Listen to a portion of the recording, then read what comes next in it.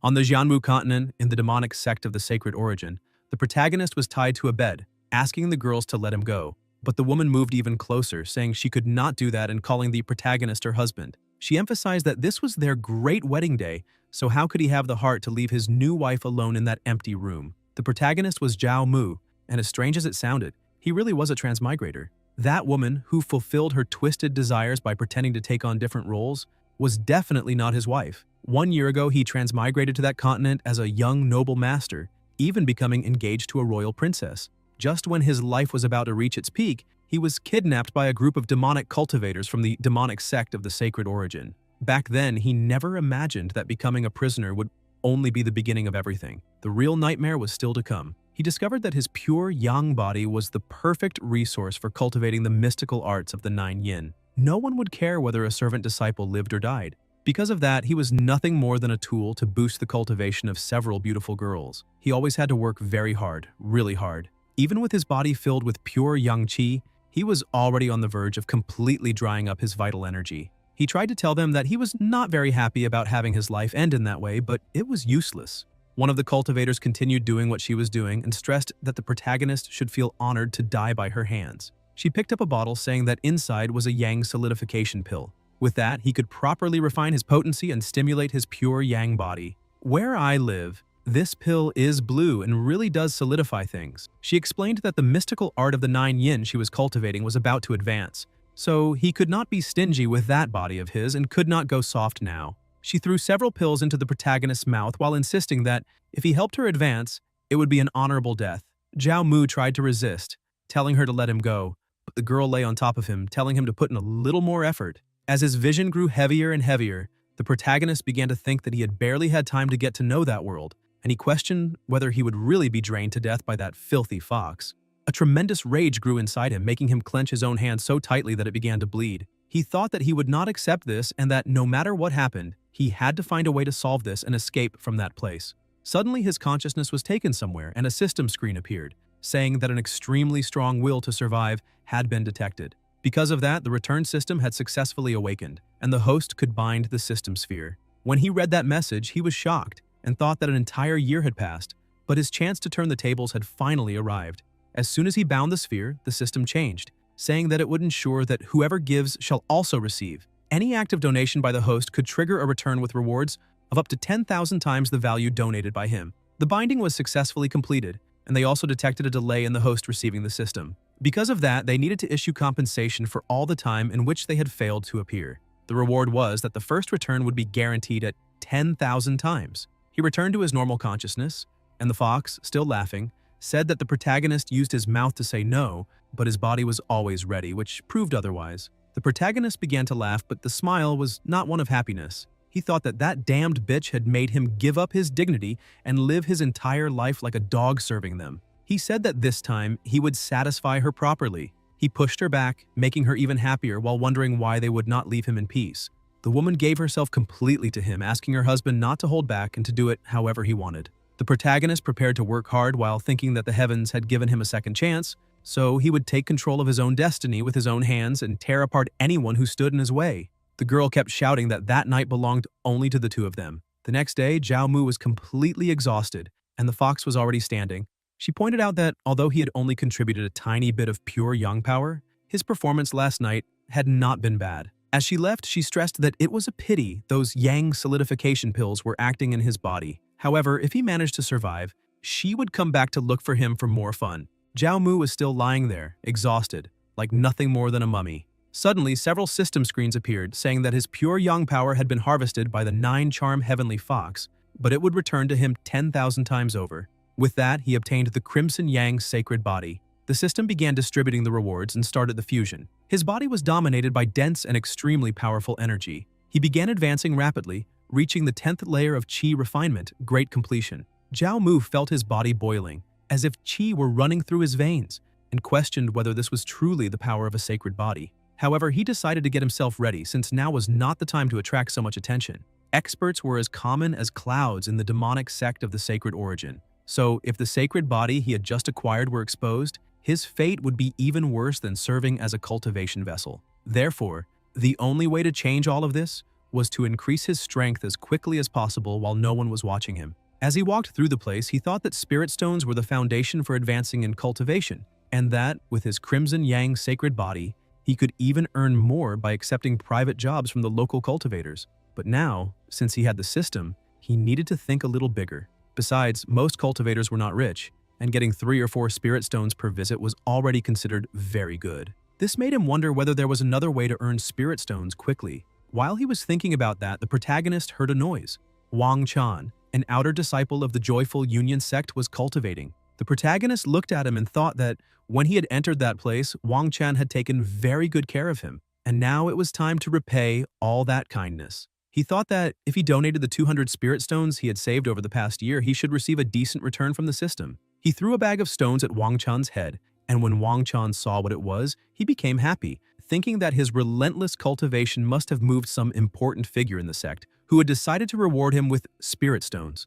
On the other hand, the protagonist activated a 500 times reward, which meant that 100,000 spirit stones were delivered to him. He could not believe that making money had been so simple and so fast. However, he was still greedy, thinking that 100,000 spirit stones were still nothing, because if he could trigger a 10,000 times return, it would be an incredible 2 million spirit stones. In the future, he would make those who humiliated him pay 1,000,000 times more. Suddenly, he had a great idea, because if he donated the spirit stones the system had given him again, perhaps he would activate another return. He threw some of his stones to test it, surprising Wang Chan, who looked to the side, saying that it was raining spirit stones again, and that he must have found a true guardian angel. Because of that, he needed to devote himself even more to his cultivation, and not disappoint the one helping him. But the protagonist on the other side was looking at the system and saw that it had no reaction at all. Apparently, he could not exploit a bug in the system like that. Suddenly, a woman approached, questioning whether the protagonist really had not died. As soon as he saw Luki, he was surprised. He greeted her respectfully because that cultivator was called Luki. She was also an outer sect disciple and cultivated the mystical art of the 9 yin. She had taken good care of him when he first entered as well, but after being warned by Chu Jiaoran, she had stopped appearing. Luki noticed that the protagonist's cultivation had increased a lot in a short time, and from the looks of it, his pure young body was even more powerful than she had imagined. The protagonist thanked her for the praise, saying that it was only luck. She took the protagonist's hand, saying that this was not the time for small talk. She stressed that Zhao Ran was going into seclusion to try to advance in the next few days, so while she was busy, the protagonist should help her cultivate. She picked up her sword and told him to get on, but as soon as he climbed on, he held her waist, asking her to take it a little slower. Luki apologized and explained that she had not seen him in months, and his cultivation, along with his aura, had changed completely. She questioned whether he had obtained some benefit from that fox, Zhao Ran. The protagonist takes a deep breath, saying that that disgusting fox only knows how to take advantage of him, so how could he have gained anything from her? Luki agrees, saying that the demonic race is never kind, and if the protagonist stays with her, sooner or later she will suck away all the pure yang he has, leading him to death. But as soon as she manages to advance to the core formation realm, she will challenge Zhao Ran, and if she wins, the protagonist will belong to her from that moment on. Zhao Mu gets excited and hugs her even tighter, saying that he will take care of her to help with that advancement. Luki becomes a little embarrassed, saying that he is too close. However, he is not very happy with the phrase, "belong to me," because from the looks of it, all of them only see him as an object. Not long after, they arrive at the inner area of the demonic sect of the sacred origin. They enter the house, and she explains that she's about to advance to the core formation realm, and if the protagonist can help her, she will reward him with an origin nourishment pill. She asks him to stay there and wait for a while because she's going to take a bath, but the protagonist only sees an opportunity. Luki takes off her clothes and slowly enters the bathtub filled with hot water, saying that this time, no one will stop her, and that she will definitely succeed. Zhao Mu enters the bathroom and laughs, asking what she's going to succeed at. Luki becomes embarrassed and asks why he suddenly came in there. Zhao Mu explains that time is very precious, and that it is faster if they bathe together. While they cultivated, the protagonist praises her, saying that the mystical art of the 9 yin she possesses is truly impressive. Luki also praises him, saying that the pure yang body he possesses is also dominant, as well as very large. Sometime later, the two of them were completely exhausted, and the protagonist points out that he never imagined that, although she cultivated the mystical art of the 9 yin, deep down she was also just a... Luki could barely breathe, because he had worked very well during the cultivation between the two of them. With the rest of her strength, she says that it is enough for only him to know, and that he does not need to say it out loud. The protagonist smiles and says that it is fine. Luki, a little upset, says that she is getting married next month and his name is Long Tianxiang. The protagonist should know him, and as soon as he hears that name, he is surprised, because he advanced to the nascent soul realm before the age of 30 and is considered a supreme genius, something that only appears once every 1,000 years in the demonic sect of the Sacred Origin. He even comprehended sword intent on his own, making him a famous expert on the Pride of Heaven list. Zhao Mu becomes more worried and says that if someone of that level finds out that his wife is playing with another man's sword, it will mean death. Luki tells the protagonist not to worry since her fiancé, while cultivating an ancient sword manual, damaged his own meridians and ended up with his sword soft and unable to function. So as long as she does not say anything, no one will ever know. Besides, if she did not truly like the protagonist, she would never have given him her most precious thing, called the backdoor. Zhao Mu is touched by those words, kisses her, and says that her advancement is very close, so they need to keep working hard. She laughs and says that he is tireless. The next morning, the protagonist gets up and looks at the system, saying that it is coming. The system warns that his Crimson Yang power has been harvested, and the return is 800 times. With that, the strength of his Crimson Yang sacred body increased significantly. He managed to advance to the Foundation Establishment realm. He is surprised, thinking that in such a short time, he has already crossed the threshold of Foundation Establishment. At this pace, there will be no reason to fear anyone, not even Tianxiang and the Long family. He looks at Luki and asks her to wake up, questioning where his reward is. Luki, still exhausted from cultivating all night, hands him the pill with a trembling voice, saying that he is too incredible, because she cannot take anymore, and asks him to let her sleep just a little longer. He sees that he has received 10 Origin Nourishment pills, and from the looks of it, Luki is truly very generous. He thinks that he needs to donate pills anyway, so why not go a little further? He gives one pill to Luki, and the system quickly detects that he donated a Grade 2 Origin Nourishment pill. The return is 30 times, so he obtained a Grade 3 Origin Nourishment pill. Zhao Mu is not very happy with that reward because only 30 times is far too weak. However, he still has 9 attempts left, and he does not need the 10,000 times return, but 1,000 times return is definitely possible to get. He gives her another pill, and this time, the return is activated at 3,000 times. The protagonist celebrates, saying that he finally got a good return. He obtained a Grade 7 Marrow Cleansing pill. He examines the pill and sees that it is indeed a marrow cleansing pill, and that is a true treasure. Just like the Origin Nourishment pill, the marrow cleansing pill also strengthens the foundation, but that is only a secondary effect. Its true value lies in its ability to improve a cultivator's bone root aptitude. With his innate pure yang body, his aptitude is already considered excellent among mortals, but compared to the prodigies of the sect, his talent is barely worth mentioning. So if he wants to go further and reach a new level, he needs to raise the limit of his potential. As soon as he takes the pill, he feels an absurd energy flowing through his body. He sits on the floor, thinking that he needs to refine it immediately. Not long after, the protagonist stands up, and Luki smells a strong odor, asking why he stinks so much and telling him to go take a bath. The protagonist says he will go immediately, heads to the bathroom, and starts washing himself. But Luki notices something and goes to him, asking whether he managed to advance to the Foundation Establishment realm, and questioning whether the Origin Nourishment pills are really that effective. Still impressed, she keeps looking at his body and runs her hand over it, stressing that even reaching Foundation Establishment should not have purified his body to that extent. She asks if he took some other pill. The protagonist thinks that it would be complicated to explain, and that if she found out he had obtained a marrow cleansing pill, it would not be good at all. Zhao Mu pushes her against the wall, saying that it was all thanks to the dual cultivation they did together, although it seems she still has not successfully formed her core. He moves closer, saying that it must have been because he did not work hard enough, so he would like to help her one more time, and this time it will be free. Luki, who is already exhausted, says that he is a maniac, questioning whether he wants to kill both of them from exhaustion, but the protagonist says that it is only to help her advance earlier. A few hours later, Luki could not even breathe properly, and the protagonist says goodbye to her, saying that she can take all the time she needs to advance, but he needs to leave. The system appears again, saying that his pure yang power was harvested by Luki and returned 10 times stronger, causing a small increase in his crimson yang power. The protagonist was moving with extreme ease, impressed by the power of Foundation Establishment, because his entire body felt far lighter than before. Once he obtains a flying sword, he will be able to cross the skies and travel the whole world. During the night at the outer sect market, Zhao Mu goes there to buy an item called Star Slayer, forged from meteoric iron that came from outer space.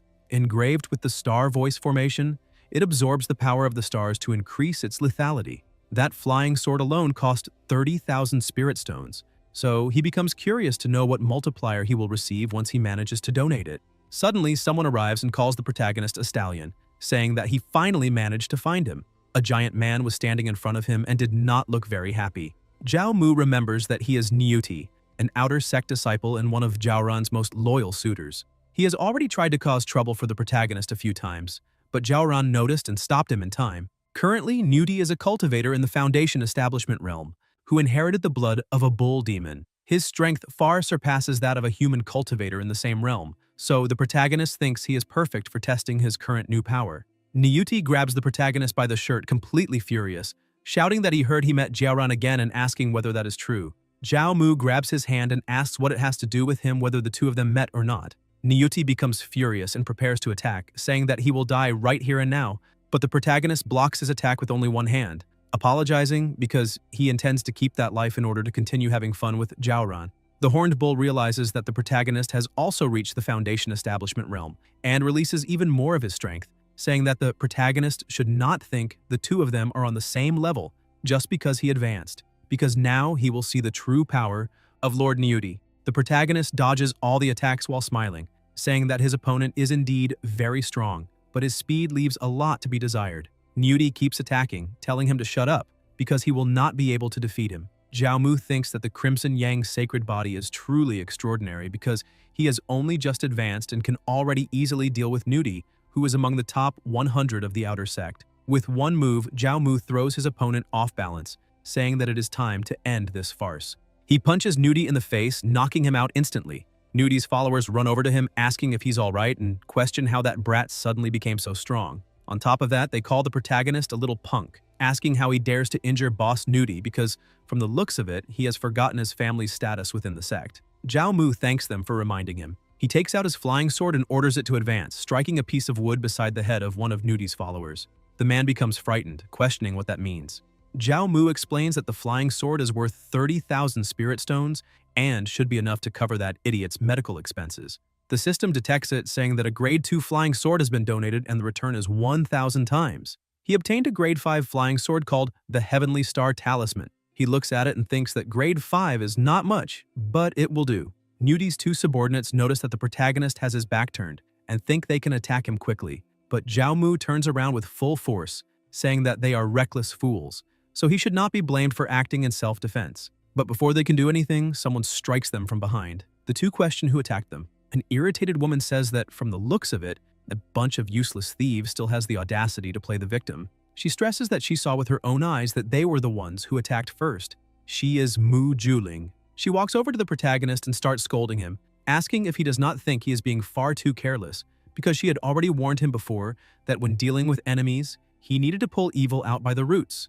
The two who were beaten look at her and question what kind of arrogance that is and who the hell she thinks she is, because from the looks of it, she does not know who their boss is. Juling shouts that her name is Mu Juling. As soon as the two hear that name, they start running, saying that she is the senior sister of the inner sect, so they need to run and not let her record their faces. The other shouts that Boss Nudie forced them to do that, so it has nothing to do with them. Juling is impressed to see that they are nothing but a bunch of cowards. She goes back to scolding the protagonist, and he becomes confused, asking what he did wrong. Juling approaches him, asking if he has already forgotten, because she had said that if anything went wrong, all he had to do was say her name. Juling, worried, says that luckily she was nearby. Otherwise, if he died, who would she marry in the future? The protagonist thinks that this girl has had her eyes on him since the day he entered the sect, and this time, it is not because of his pure young power, but because of his good looks. The demonic sect of the Sacred Origin has a terrifying and cruel woman named Mu Juling, but those guys probably never imagined that she had such a cute and gentle side. The protagonist asks her to calm down because he is not as easy to kill as she thinks. Juling insists, saying that her future husband cannot take even the slightest risk, so he needs to go with her. The two start flying, and the protagonist is surprised because flying at high altitude without using a sword is a technique that only core formation cultivators can master. So what level does that girl truly possess right now? Not long after, they arrive at another place, and she takes them down to the ground. As soon as they arrive, the protagonist is surprised by the amount of spiritual energy, because that is probably the central sanctuary of the demonic sect of the Sacred Origin. Juling asks him to come in because that is her home. The protagonist is surprised and thinks that perhaps she might be a personal disciple. As soon as he enters, he looks around and asks if she really lives there. Juling explains that when she truly wants to rest, she goes to that place to read some books and sleep in, so she does not appear there very often. She throws herself onto the bed and asks what he is doing standing there, telling him to hurry up and move. Zhao Mu asks her not to play any tricks because his self-control is very limited. She becomes embarrassed, saying that he is a shameless womanizer, and asks what kind of nonsense he is thinking at that moment. She picks up some books and throws them to him. As soon as the protagonist sees the titles, he realizes that one book is about the true chapter of sword control and the other is the One Chi Mystic Heart Sword Art. He is surprised, asking how she knew he wanted to cultivate sword control. Juling stresses that he had just advanced to the Foundation Establishment realm and immediately ran to the market to buy a flying sword, so it was obvious that he wanted to learn sword control. She throws a sword to the protagonist, saying that it is also a gift. It is a grade 4 flying sword with the ice attribute called Frostblade. Juling takes a deep breath, saying that she can feel that the protagonist's inner pure yang has been quite restless lately, and that sword is perfect for suppressing the evil fire he is feeling. That way, he will be able to stop thinking about those things all day long. Zhao Mu thanks her, saying that she is very thoughtful. Juling asks him to stay there over the next few days to focus on sword control, and she will take care of the rest for him. Now that he has advanced to the Foundation Establishment realm, he no longer needs to be a servant disciple. Later, she will have someone update his Jade tablet to the outer sect ranking. The protagonist is surprised by how many things she can do and asks who exactly she is. Juling simply smiles, saying that she is the person the protagonist will end up marrying in the future. As soon as she closes the door, he smiles, saying that this girl really knows how to flirt with a man. But now it is time to forget all of that because cultivating sword control is the most important thing for him at that moment. The protagonist concentrates and begins cultivating, but quickly becomes exhausted, questioning whether he had not already used the marrow cleansing pill to improve his aptitude. So why is learning sword control still so difficult for him? This makes him wonder if it is possible that the marrow cleansing pill only improved his body but did not increase his comprehension. He remains confused, wondering what he needs to do now because he has a system. But if he gets stuck in cultivation due to a lack of comprehension, he will end up crying himself to death without being able to do anything. He sees an animal beside him and thinks that if even primordial yang counts as a donation, then comprehension should also trigger a return from the system. With a frightening smile on his face, he tells the little animal that it looks very bored, so maybe he can teach it a bit of multiplication. After teaching the animal a little, the system appears, saying that the protagonist enlightened a demonic beast and transmitted knowledge, so he received a 100 times return. The host's comprehension increased significantly.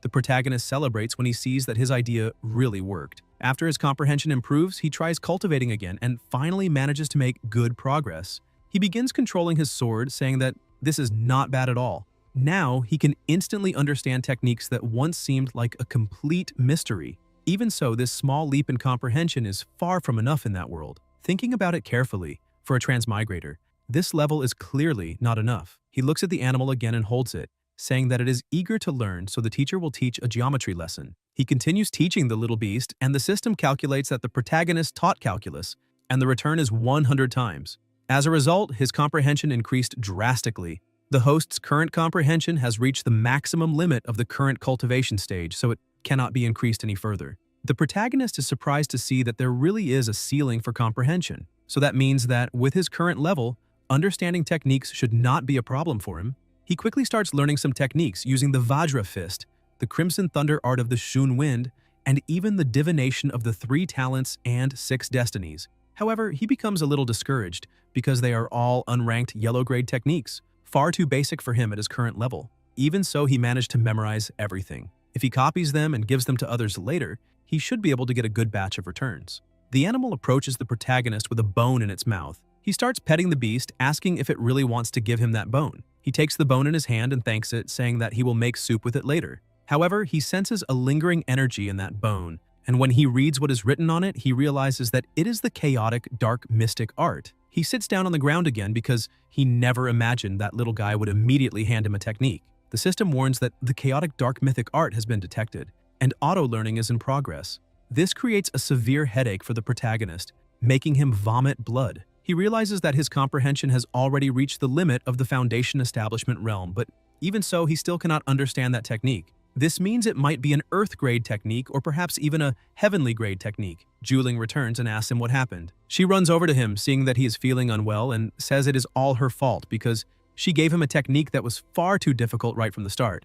Zhao Mu tries to explain that this was not exactly what happened, but she insists, saying that cultivation cannot be rushed. Because of that, she prepared some food, and they should rest a little while they eat. To help him as much as possible, she says she will feed him and asks him to open his mouth. He accepts the food and thinks that since she is there, it means he can try to make progress. He picks up the bone and hands it to her, saying that he will give that technique to her and asking her to see if it is good enough. Juling is surprised and asks where he got that technique. The protagonist explains that a small beast gave it to him, but the content is too profound, and he cannot cultivate it, so he thought it would be better to pass it on to her. The system detects it and says that he gifted an Earth-grade technique called the Chaotic Dark Mystic Art, and the return was 60 times. He obtained an upper-level Earth-grade technique, the Pure Yang Dark Mystic Art. In addition, the system also detected compatibility between the Pure Yang Dark Mystic Art and the host's Crimson Yang Sacred Body, so he can start the fusion immediately if he wants.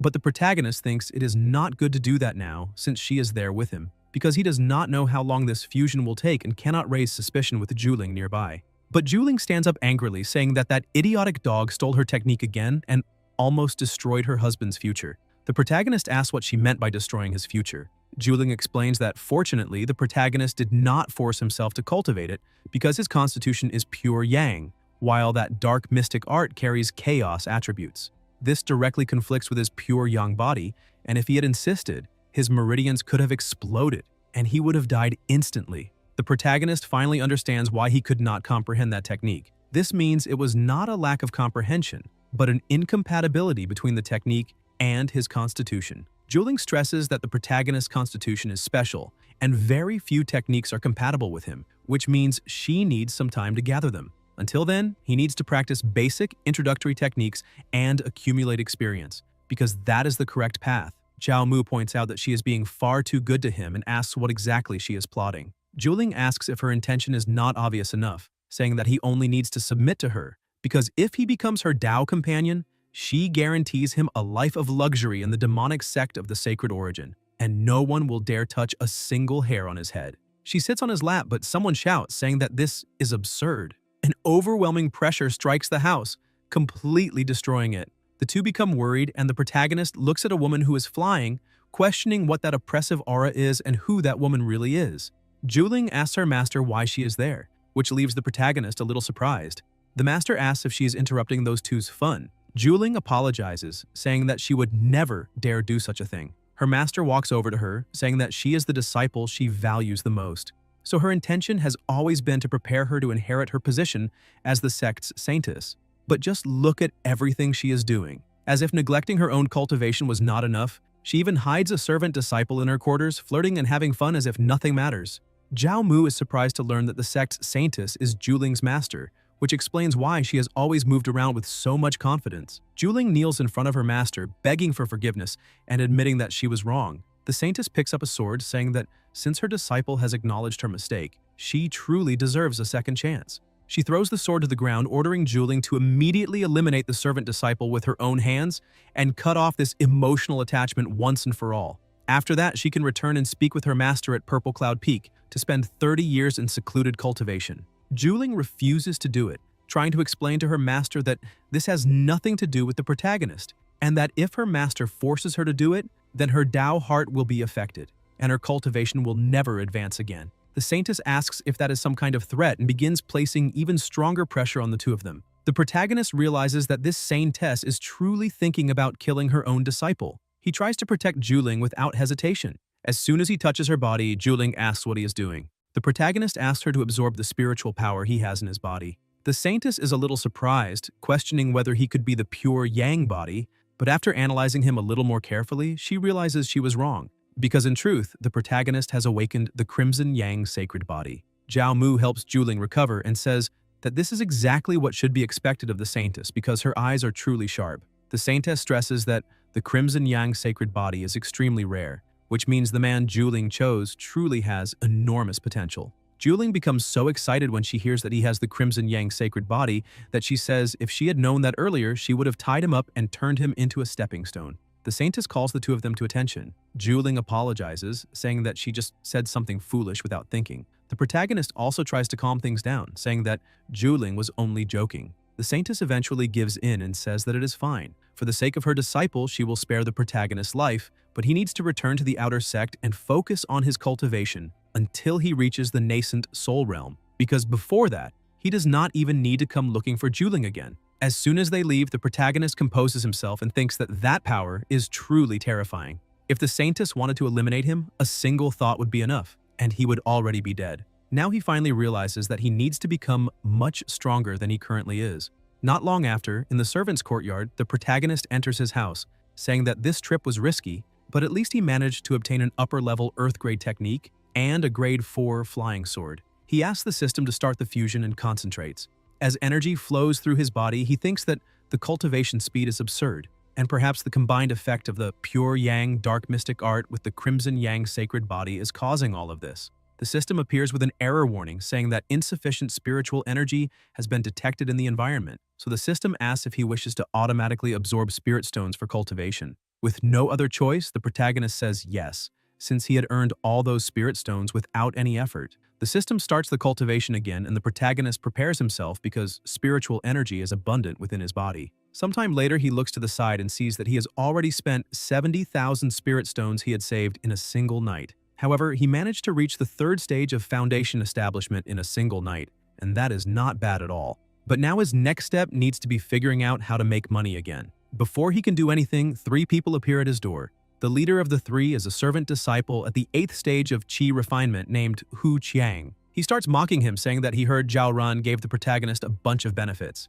He releases his aura, asking if the protagonist is not going to show them a little consideration. Zhao Mu remembers that Qiang relies on his decent cultivation to intimidate the weak and oppress others in the servant's courtyard, acting like a true tyrant. Once, a newly arrived servant disciple dared to talk back and was beaten to death that very same night. The protagonist curses at him, saying that he lives by robbing others, so he must have gathered a lot of spirit stones. Qiang, angry at being insulted, asks what it matters how much he has gathered and tries to attack, saying that the protagonist is asking for a beating. But Zhao Mu dodges the attack, saying that he is far too slow and asks if he really thinks he can hit someone with that ridiculous speed. Because of that, he needs to learn how to hit a person. Zhao Mu punches him, asking him to watch carefully and learn next time. With just one punch, Qiang is nearly knocked out, and his disciples ask if he is alright. Qiang asks if the protagonist really advanced to the foundation establishment realm. Zhao Mu starts laughing, asking if that is not already obvious enough. Qiang realizes that he will have no chance alone and calls his 2 companions,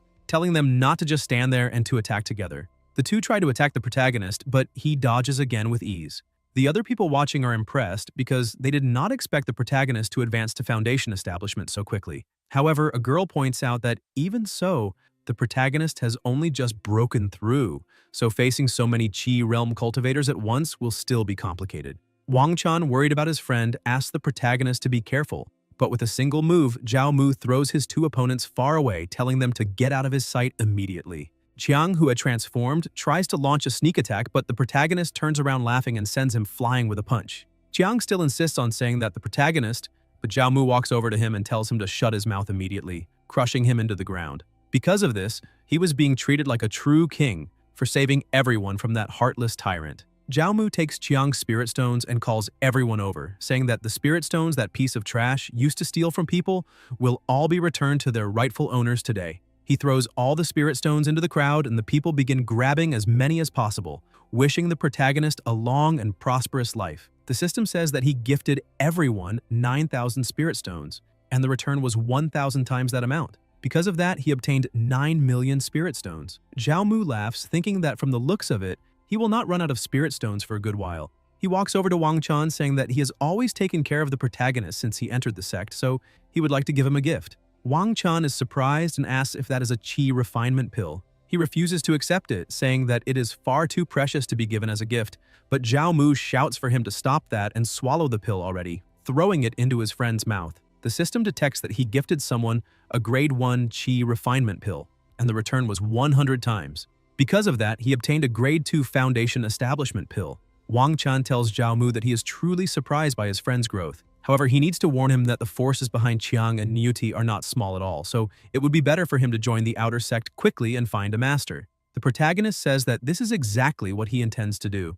Not long after, inside the outer sect management hall, the outer sect manager, Jiang Dingkun, was preparing something in a huge cauldron. Zhao Mu enters the hall and greets the manager. Dingkun is distracted by the protagonist's presence and ends up misjudging the amount of fire, causing an explosion. Dingkun becomes irritated, saying that it is the protagonist's fault for disturbing the spiritual state he was in. Now, he has wasted an entire furnace of violet chi pills and orders the protagonist to leave immediately. Zhao Mu thinks that the manager clearly ruined the pills on purpose just now, and judging by the heat, he was not even refining the precious violet chi pills. So why is he making things difficult for the protagonist out of nowhere? Someone must be pulling the strings behind all of this. Ding-kun continues acting arrogantly, asking why the protagonist is still standing there, since he said he does not want to see his face. Zhao Mu asks the manager not to be so hasty. He offers 50,000 spirit stones for the trouble he just caused. Immediately, the manager's attitude changes, calling the protagonist little brother, and asking if he is there to pick up the jade tablet of an outer sect disciple because he will handle it right away. Zhao Mu thanks the manager for his efficient work. However, he still has one question and asks who is trying to stop him from becoming an outer sect disciple. Ding-kun says that he only accepts money to solve problems and would not dare betray someone else.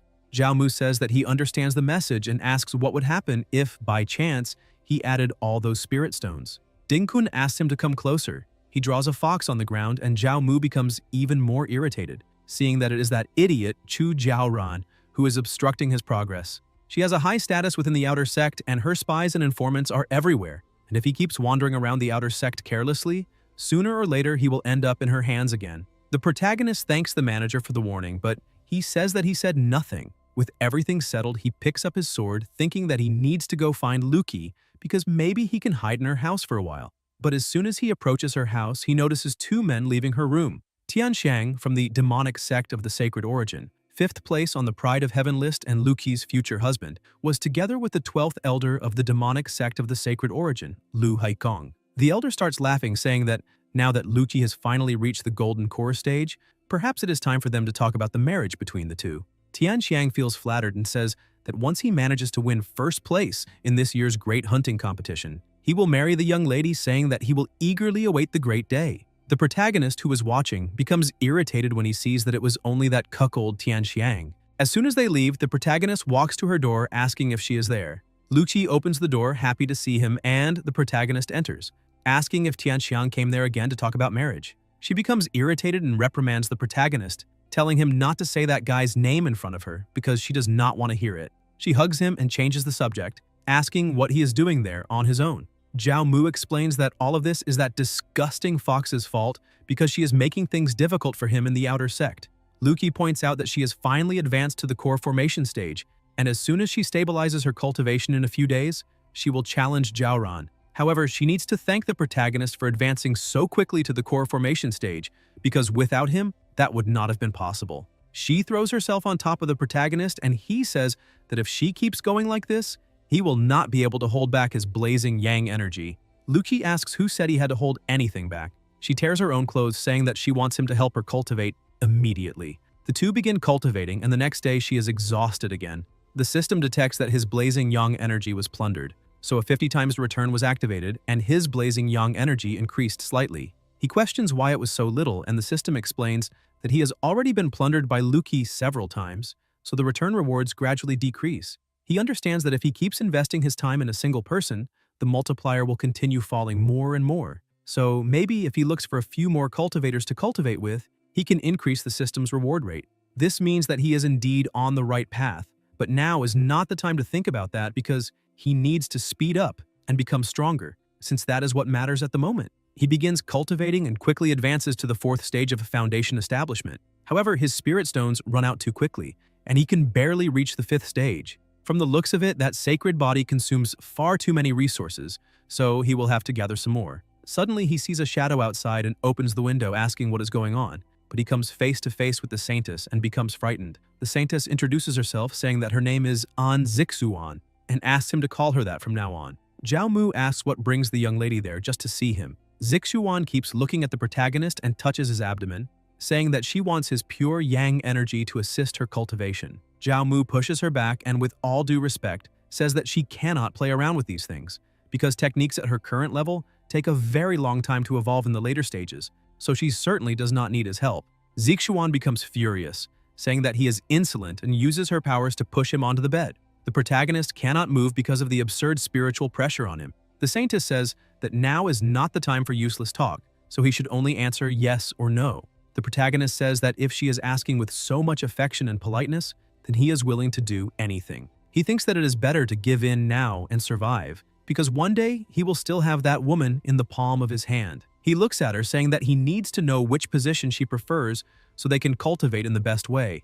Zixuan becomes a little embarrassed by that question and asks him not to ask things he should not. She opens a portal and takes the two of them to the Purple Heaven Grotto. She asks him to follow her because this is the Purple Heaven Grotto, where she cultivates in seclusion, and no one will disturb them there. Zhao Mu starts unbuttoning his pants, and the Saintess becomes embarrassed, asking what he is doing. The protagonist says that he is trying to cooperate with her harvest for cultivation. Zixuan explains that he does not need to take off his clothes because she has her own methods for doing that.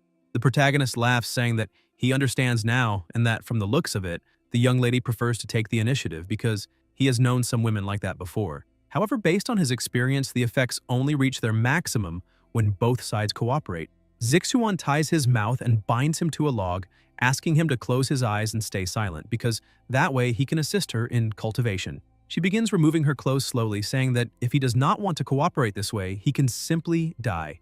Zhao Mu agrees, and she throws him into the water, saying that he needs to wash his body properly. The protagonist says that he will do as the Saintess wishes. As soon as he finishes bathing, he begins drying himself, asking if he is dreaming, but the Saintess tells him to shut up. She throws him onto a bed. Zhao Mu is surprised, thinking that he never imagined the Saintess would be so dominant and that there is no way to resist this charm, but suddenly he feels someone licking his face, and when he opens his eyes, he sees two girls and asks where the Saintess is. The girl in white and pink is called An Lele, and the other in white and blue is called An Yuan Yuan. The two ask him what is going on and whether they are not beautiful enough for him. Yuan Yuan explains that the two of them are puppets created by their master, responsible for absorbing the protagonist's Crimson Yang power. Lele warns that the protagonist must cooperate perfectly because the two of them will finish in 1 hour at most. The protagonist feels underestimated and says that using human tools to take his Crimson Yang power and in just 1 hour is absurd. He asks who they think he is. Zhao Mu throws Yuan Yuan onto the bed, saying that he will show his true strength. Lele grabs the protagonist's arm, telling him to be a little gentler with her sister, but he only looks at her, and she lets go of his arm. Only the screams of the two could be heard. A few hours later, the Saintess was looking at the protagonist, questioning how much longer that beast would continue. They finally finish, and the two were completely spent, unable to move. The protagonist enters the hot spring and thinks that this thermal spring really replenishes his Crimson Yang power because they cultivated for quite a while and he is still full of energy. The two, having difficulty walking since some parts of their bodies were sore, go to the Saintess and kneel, offering the power and saying that they deserve death for their crimes because the protagonist's constitution is extremely dominant, which is why it took so long. Zixuan becomes a little embarrassed and says that she watched everything and that it was not their fault. She asks the two to leave the Crimson Yang fluid behind and go treat their injuries. They bow and thank her for her understanding. While the protagonist was getting dressed, the Saintess approaches and he asks how he did. She says it was more or less acceptable. Zixuan hands the protagonist his rewards, and he is extremely surprised because he has just received 10 million spirit stones and 4 bottles of supreme-grade Foundation establishment pills. He thanks her, saying that this is exactly what should be expected of the Saintess, such a generous person. Zixuan looks at the protagonist and asks why he is still standing there, because he can leave now. However, the protagonist warns that, in truth, if she really wants to absorb his Crimson Yang power, they should dual cultivate directly, because the effects would be far better.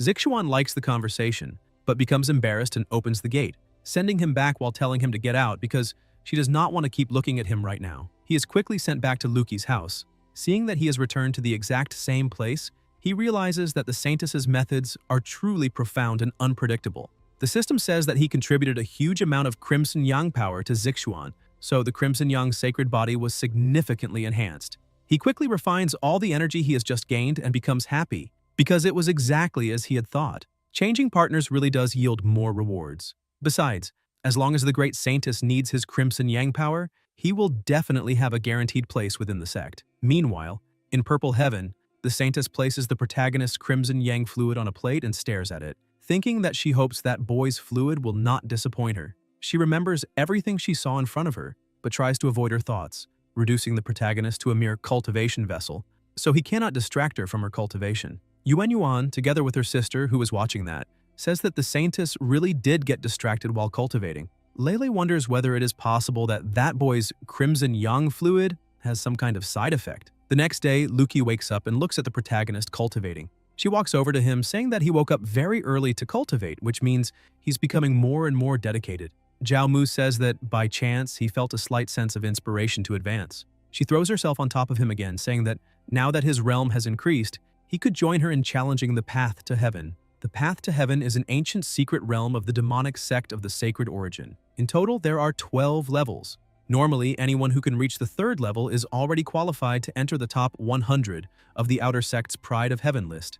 That is because starting from the 3rd level, great demons of the Golden Core realm begin to appear. Luki comments that Zhaoran occupies 9th place on the Outer Sect's Pride of Heaven list and can remain on the 4th level for the time it takes an incense stick to burn. The protagonist says that she does not need to do all of this for him. Luki explains that, in truth, she is not doing all of this just for him, but also for herself. Everyone says that Disgusting Fox is the cultivator with the greatest potential in the Outer Sect, but she disagrees, because she truly wants to see, in the end, whether humans or demons will prevail in that world. The protagonist thinks that although the demonic sect of the Sacred Origin treats humans and demons equally, there is still a difference between them, and conflicts and disputes never stop. Zhao Mu eventually agrees and says that now that he is also an Outer Sect disciple, they can go together. She smiles and says, "That is great." But before they can enter, some people were coming out.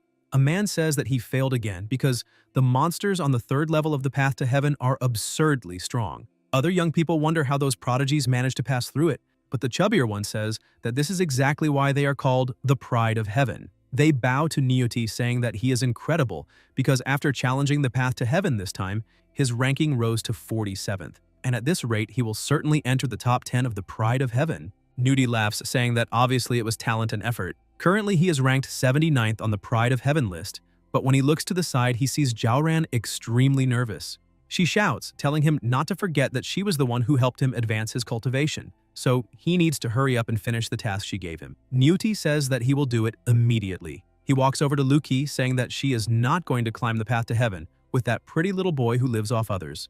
Luki mocks the situation, asking if the protagonist really is just a pretty little boy, because she heard that he had been beaten by that pretty little boy.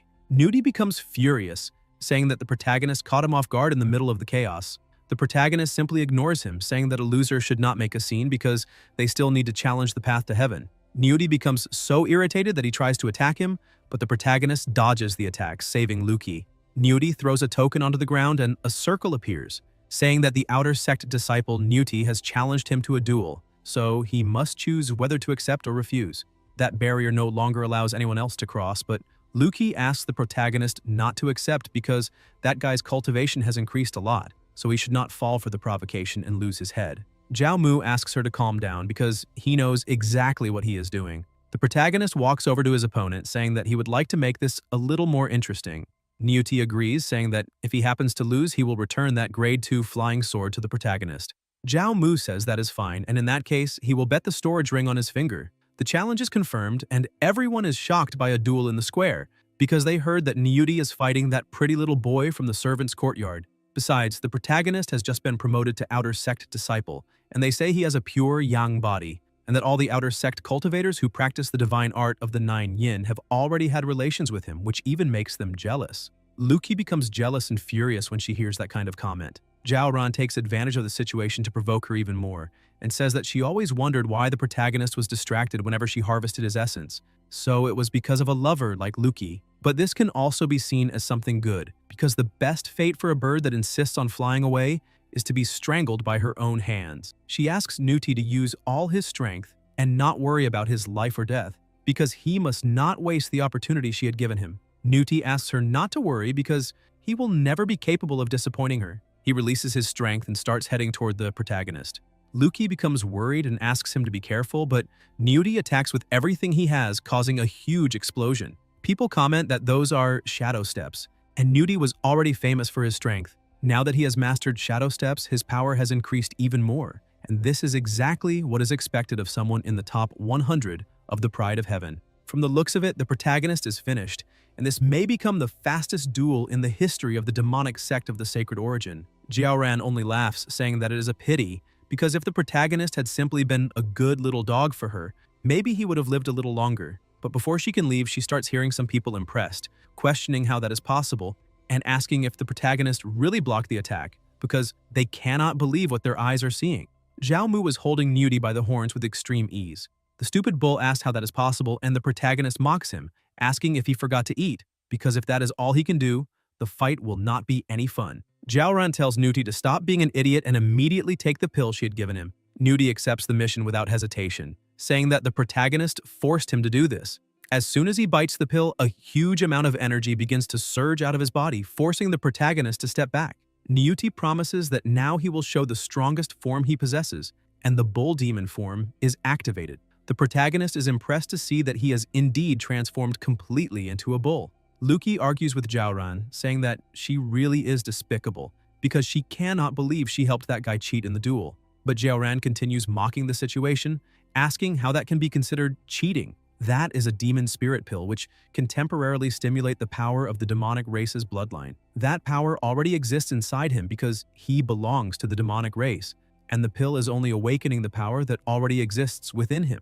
Nudie prepares to attack, saying that this time he will tear the protagonist to pieces using Savage Bull Impact. The spectators are impressed to see that Guy is far too fast because they can barely follow his movements. But to the protagonist, that is still far too slow. He manages to dodge the attack, but he still suffers a small scratch on his arm. He realizes that even without touching him, the pressure of the wind alone was enough to cause a small wound. Nudie slams his head into the wall, making the entire gate tremble. People say that Guy's strength is absurd. Nudie pulls himself together and tries to attack again, saying that this time he will not escape. But Zhao Mu is already losing patience and starts smiling, saying that his opponent really does have quite a lot of strength, but it is not enough. With a single blow, he breaks his opponent's horn and lands a direct punch, sending him flying far away.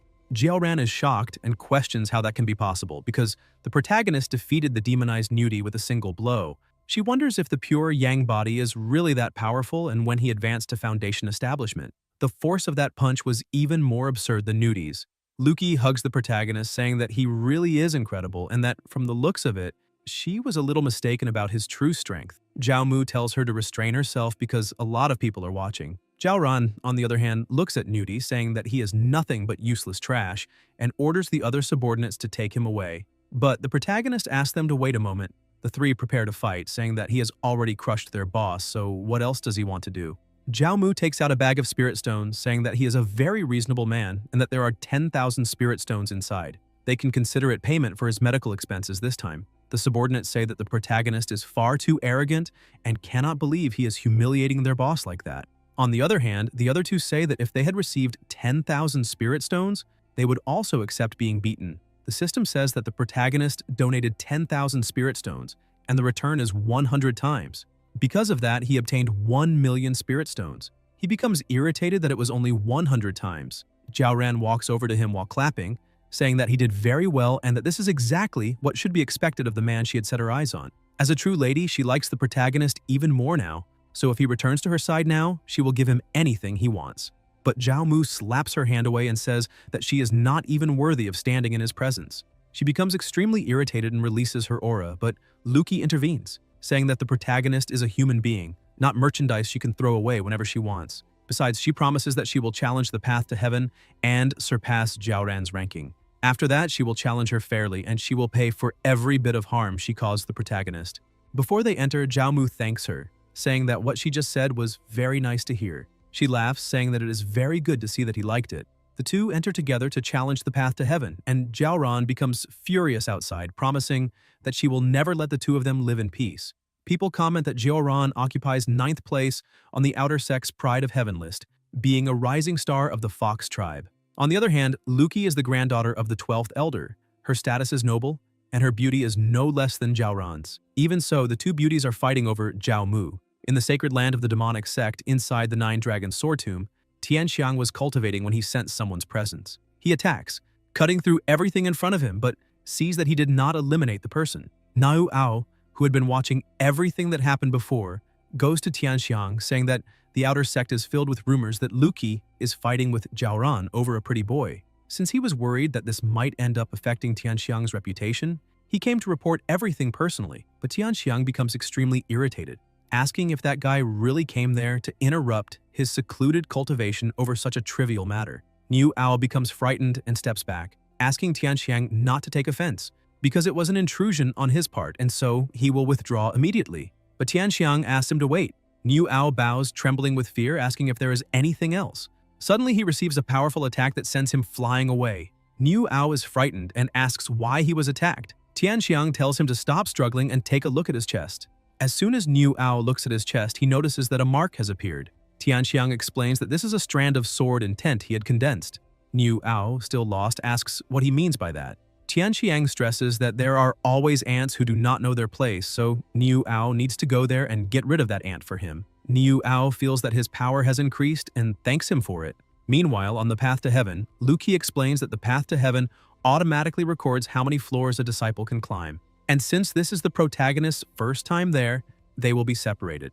Zhao Mu says that he understands, but the two become a little shy, and Lucci kisses Zhao Mu for good luck. She says goodbye, asking him to be careful, but the protagonist keeps smiling, saying that the one who should be careful there is her. He continues walking alone and suddenly encounters several enormous monsters right in front of him. All of them begin attacking simultaneously, but the protagonist manages to dodge all their attacks. Surprised by this, he thinks that he did not expect Foundation Establishment Stage demonic beasts to appear on the first floor of the path to heaven. Newly arrived outer sect disciples would not be able to pass through this. The monsters continue attacking, but the protagonist dodges all their attacks again, saying that now it is his turn to play a little. He advances against the demonic beasts, and they become frightened by such tremendous strength. With a single blow, he manages to defeat all three monsters at once, saying that this was far too easy. The path to heaven announces that level 1 has been completed, and he can choose one of 3 rewards. He looks at the upper-level yellow-gray technique called Blazing Flame Palm. He becomes happy with this,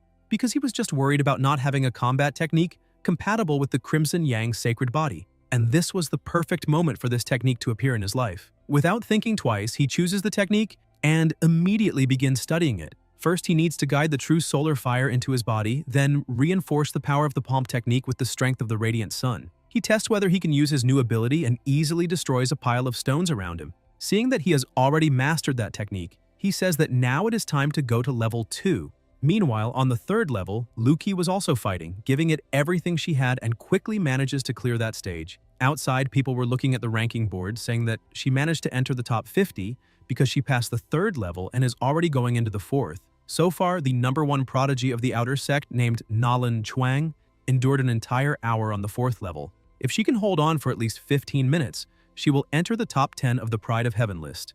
But suddenly, the protagonist's name also appears on the screen. They are surprised to see that he managed to appear since he entered the top 1,000 just by completing the 1st level, and his time was truly absurd. On the other hand, some people say that if he managed to defeat Naudi, who reached the 3rd level, then it should not be a big deal for him to get there. Jiao Ran becomes more and more irritated with this whole situation, saying that, from the looks of it, those two have been dual cultivating quite a lot over the past few days. Suddenly, Chuang arrives and everyone is surprised, because he is the #1 prodigy, and they say he has the Qilin bloodline.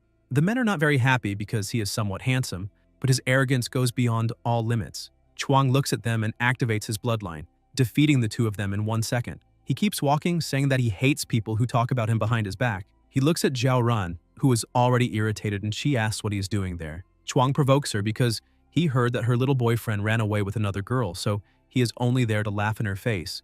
Zhao Ran becomes furious, asking if he wants to die, and advances, telling him to shut up. But before they can enter a battle, Niu Ao appears and grabs both of their arms. Currently, he is in the top 10 of the intersect's Pride of Heaven, a cultivator at the peak of core formation. Zhao Ran asks if he is there to avenge what happened to his cousin, because he should be afraid of causing trouble with that beloved favorite of the elder's granddaughter. Niu Ao shows the mark on his chest, saying that this time, he has direct authorization from Tianxiang, so there is no reason to fear anything. Chuang keeps laughing, saying that from the looks of it, he did not come there for nothing, because a newly arrived outer sect disciple facing someone at the peak of core formation will be quite interesting. While they were arguing, people shout, saying that the protagonist has already reached the top 200, and that is beyond reality because he is climbing far too quickly. On the path to heaven, on the 2nd level, the protagonist was using his blazing flame palm and defeating all the monsters with incredible ease. The path to heaven notifies him that level 2 has also been completed, and he can choose one of 3 rewards. He looks at the options and says that blade techniques are useless to him, and origin nourishment pills are like candy, so he will have to take the last option. He chose the grade 2 flying sword White Jade Radiance. He continues climbing the stairs, saying that the level of that sword is so low that it is not even worth looking at, so he will find a way to pass it on later. As soon as he reaches the third stage, he is surprised, saying that this place is far too crowded. And now he understands why most outer sect disciples can only pass the third level after reaching core formation. However, since he has made it this far, he needs to test his limits, even if he cannot pass. He attacks the monsters with everything he has. Using his blazing flame palm, he manages to defeat some monsters, but the others move far too quickly. He realizes that he is about to be caught and thinks that it is over. However, he uses his other leg to strike a monster, breaking that beast's teeth. Even after taking an almost direct attack, he notices that he only has a few superficial scratches and is surprised by the power of the Crimson Yang sacred body. The monsters continue attacking, but now that he knows he is basically immortal, he starts eliminating all of them with extreme ease, because with his absurd physique, he might really be able to pass. He continues destroying everything in front of him and easily defeats all the monsters in his path. His clothes were torn and stained with blood. Suddenly, his body and clothes begin to heal. He realizes that, under the constant baptism of the Crimson Yang power, his physique has not only become much more resistant, but also recovers extremely faster, and perhaps he can even face the fourth level. The path to heaven notifies him that level 3 has been completed, and he can choose one of 3 rewards. He already knows that the pills and artifacts obtained inside the path to heaven cannot be used inside it. So if he wants to challenge the 4th level, he has no choice, because he needs to pick a new technique. He begins cultivating his new technique since there is no time limit on the path to heaven, so he can leave the 4th level for after he masters that technique. Outside, people cannot believe it, asking if it is possible that there was some kind of error, but others ask if they are joking, because that heavenly ascension matrix was created by the sacred origin patriarch himself, and in 8,000 years, it has never made a single mistake. The protagonist was already 13th in the ranking, and no one understood how he was capable of doing that. What kind of monster had he become? Because it took him only 15 minutes to pass the 3rd level. And even if that is not the best possible time, the protagonist is still only at the 5th stage of foundation establishment. Even someone in core formation challenging the 3rd level might not be able to pass it at that speed. Jiaoran was still trying to understand what kind of opportunity that boy had found to grow so much. Niu Ao tells everyone to be quiet and stresses that this is only the outer sect's pride of heaven list, and yet they are already acting like that since the outer sect is nothing but a bunch of useless people. Luki starts coming out and she managed to endure 15 minutes on the 4th level, which means she is in 9th place for now, pushing Jiaoran down to 10th place. Everyone starts congratulating her, but she says it was nothing. Jiaoran says that she only climbed a few positions and is already acting so proud. Luki says that is true, it was only a few positions, but it is already enough to stand above a certain fox. Jiaoran stresses that it does not matter whether she was surpassed or not, since Niu Ao from the inner sect is there to settle some things, so she will not be able to protect Zhao Mu. Luki thinks that guy is probably Nuti's cousin, which means he is there because of Nuti, but he is staring at Zhao Mu. Meanwhile, inside, the protagonist was already finishing his cultivation. He opens his eyes and tries to use the purple lightning bind, managing to cause a great impact. He points out that lightning attribute techniques really are much harder to cultivate, and if it were not for his comprehension, he would not have been able to understand the basics in half an hour. Besides, the range of the purple lightning bind is large, and this will be perfect against several enemies at the same time. He stands up saying that he has rested enough and that it is time to see what kind of enemy is waiting for him on the 4th level. But as soon as he enters, he comes across only a single beast, and even so, the pressure is absurd, so the only thing left is to give it his all. The monster begins attacking and he manages to dodge, but he is not fast enough and ends up being wounded. The protagonist finds an opening and uses the blazing flame palm, but the beast manages to dodge. He realizes that it is far too fast, so he's unable to land a hit. However, he would like to see if it will keep running after taking a shock. The monster is paralyzed in midair, and the protagonist takes the chance to try using his strongest palm strike, but the beast manages to change direction in the air and dodges the attack. It counterattacks, taking one of the protagonist's arms. He looks at the beast, which had his arm in its mouth, and thinks that, from the looks of it, this is how it ends, accepting that the beast will win. However, the system appears, saying that he offered himself as food to a fierce beast, and because of that, a 10,000 times return has been activated. Another arm grows from his body, and his entire body begins to change. He obtained the human emperor bloodline. He is surprised to see that he got a 10,000 times return and the human emperor bloodline. The system explains that legend says that at the beginning of time, 10,000 races were born at the same time, and heroes fought each other for supremacy. The human race ended up weakened, almost being driven to extinction. It was at that critical moment that several supreme powerhouses emerged among humans, annihilating every enemy that appeared to face the human race. They pushed their bodies and bloodlines to the limit, reaching absurd combat power. With that, they managed to turn the situation around, defeating powerful enemies and ensuring that humanity continued to exist. The protagonist becomes excited, saying that perhaps one day he will also be able to walk among the stars and exterminate all invaders. Now, with his human emperor bloodline, he releases a dense and powerful aura. With a single attack, he destroys half the place, leaving the beast frightened. He asks the leopard if it still wants to play, and the leopard, even frightened, charges forward. However, now the protagonist only smiles, seeing that the leopard has become much slower than before. He dodges the attacks with ease and with a single blow splits the leopard in half. The path to heaven notifies him that the 4th level has been completed, and he can choose one of 3 rewards. The options are a grade 4 windpath pill, a grade 4 magic treasure, the cold descent spear, and a mid-level mystic grade technique, the Great Expansion Monument Hand. The protagonist says that all of them are very good, but unfortunately, he can only choose one thing. He decides to take the pill and later give it to someone outside because there must be chaos after seeing him climb like this. People shout that the protagonist's ranking has changed again. He has become #1 on the Outer Sex Pride of Heaven list. Luki is already soaked, saying that he really did it. Jiaoran still does not understand what is happening with that boy. Niu Ao is also shocked, saying that he managed to reach the top while only being at the 5th stage of Foundation Establishment. So this must be cut off at the root immediately, otherwise no one will be able to defeat him. The protagonist reaches the 5th level and sees 5 great demons at the middle stage of Golden Core, and that is already too much for him. He thinks that this is already beyond him and surrenders, saying that the monsters do not need to do anything because he recognizes his limits. However, one of the monsters tries to attack him, and the protagonist asks it to calm down, saying that when he has enough strength, he will come back to challenge them. And from the looks of it, that will not take very long. As soon as he starts to leave, everyone gathers beside him, and he asks if they are all there to see him. Niu Ao releases his strength and walks over to the protagonist, saying that he finally appeared because he has been waiting there for quite some time. Luki and Jiaoran step in front of him. Luki asks the protagonist to be careful because that is Niu Ao, number 8 on the Intersex Pride of Heaven list. Jiaoran tells him to go ahead because the two of them will hold that guy back there. Jiao Mu is a little surprised, saying that Luki trying to help him is understandable, but Jiaoran is truly something he did not expect. She explains that she has her own reasons for doing this.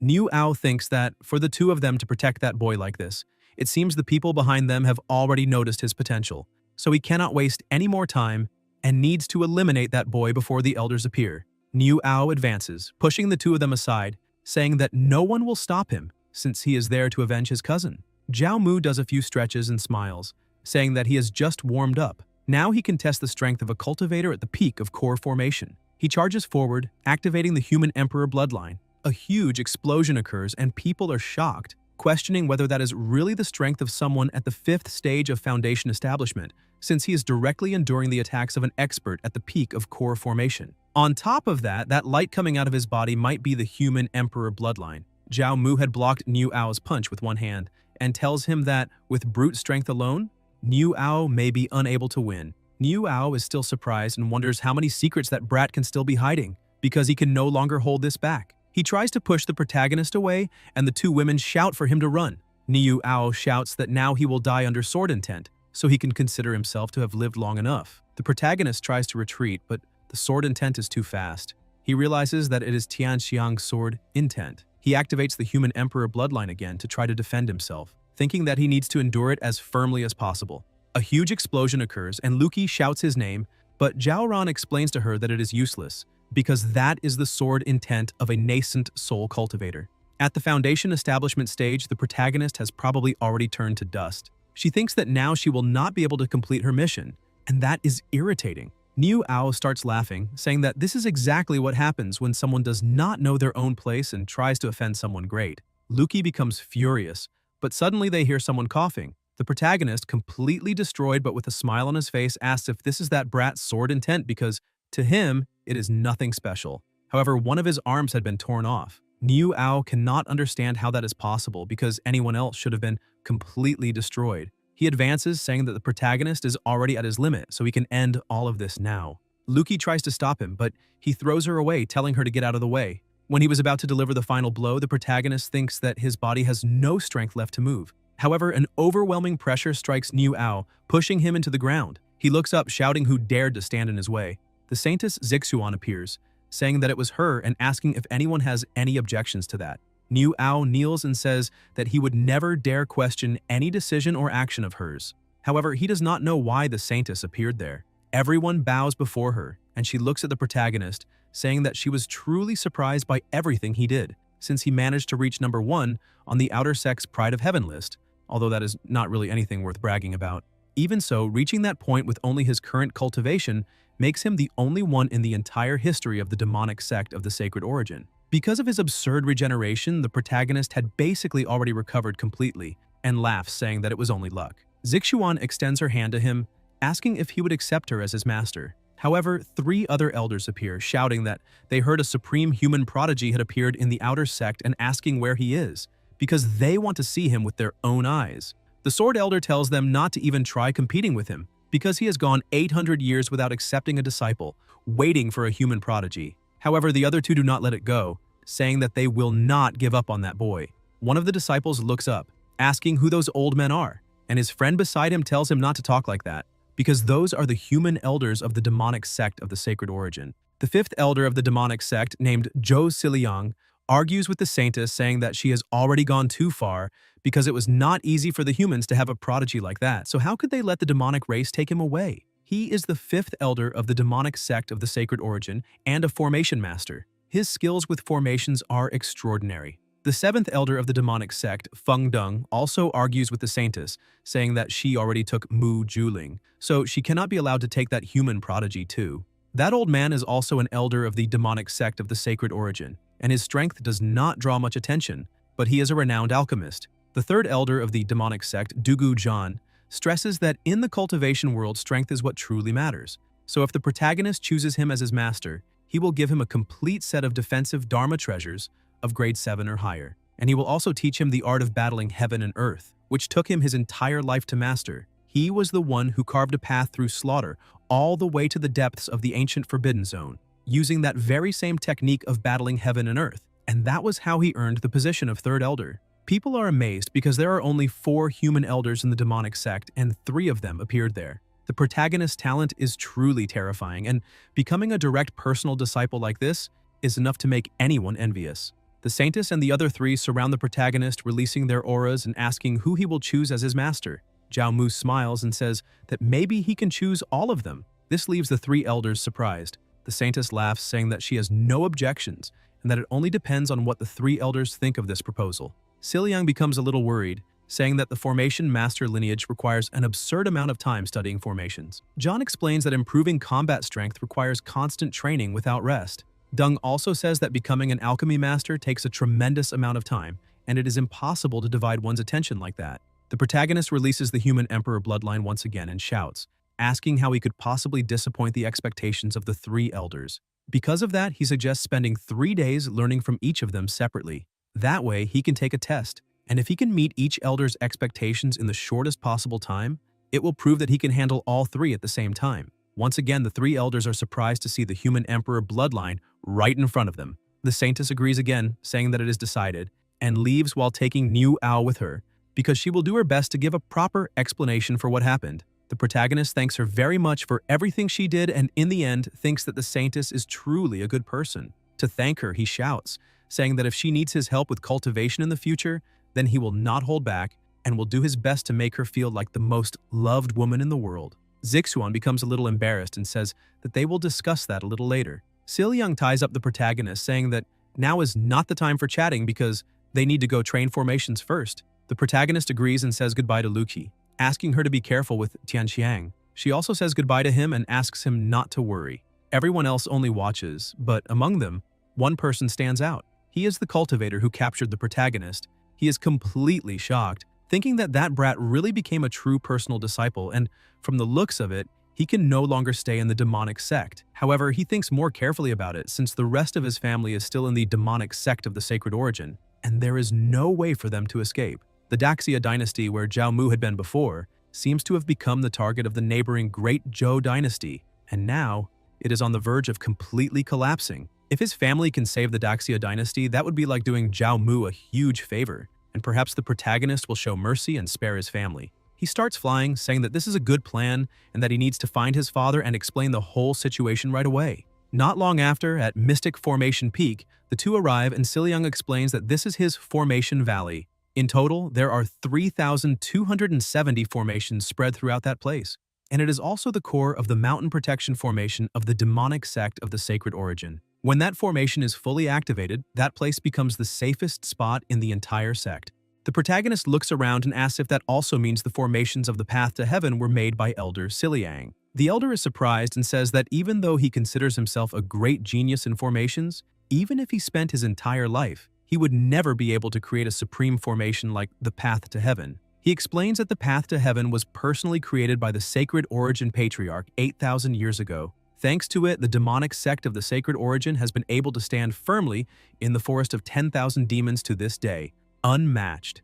Zhao Mu realizes just how absurd the Patriarch was, because he heard that the Patriarch disappeared 1,000 years after founding the sect, and he wonders whether it is possible that he died. The elder stresses that he has no idea where the Patriarch might be. Some say he overcame the tribulation and ascended, while others say he discovered an incredible secret and ended up being imprisoned by some force, unable to escape to this day. The protagonist is surprised by that second story, questioning what kind of force would be capable of suppressing someone like the Patriarch. Siliang tells the protagonist that it is still far too early for him to get involved with that kind of thing because they need to go to the cave first and test his aptitude for formations. They go to the cave and a girl comes out calling the Elder Master. She is Siliang's disciple named Xiong Yorong. She asks her master what he is doing in the cave today, but the protagonist is surprised because those things were very big. Yorong notices that he was staring too much, and the protagonist tries to look away, thinking that he has just embarrassed himself because he almost lost his composure in front of his senior sister. The elder introduces the protagonist, saying that he is her new junior brother. He also introduces her to the protagonist, saying that although her cultivation is not that high, she is a genius in divine patterns, someone who appears only once every century. Zhao Mu tries to be polite and greets her, but she was not very happy about all this, since he had looked at certain parts of her body earlier. The elder says goodbye to the two of them, saying that he has some things to handle, so he will let her guide the protagonist through the basics of formation techniques for now. Yorong calls him inside and picks something up. The protagonist asks what it is.